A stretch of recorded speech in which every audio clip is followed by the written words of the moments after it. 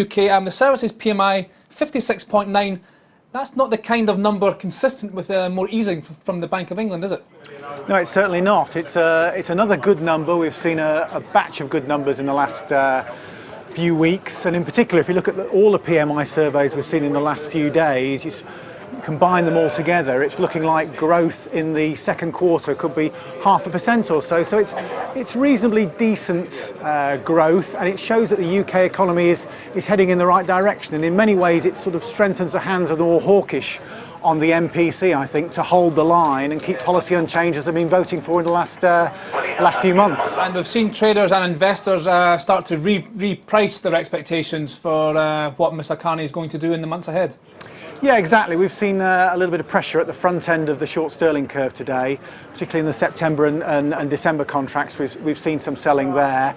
I think there was some expectation that Carney might hit the ground running, come out immediately with some sort of forward guidance, as has been sort of strongly hyped. But I think the way the data's been panning out in the last few months, that makes life a little bit more difficult for him. It sort of eases the pressure to do anything immediately, and maybe it might be something that occurs further down the line. Okay, now talking of the December short sterling contract, in the 30 minutes following that PMI number, 65,000 plus contracts traded changed hands. That's more than half of the day's entire total.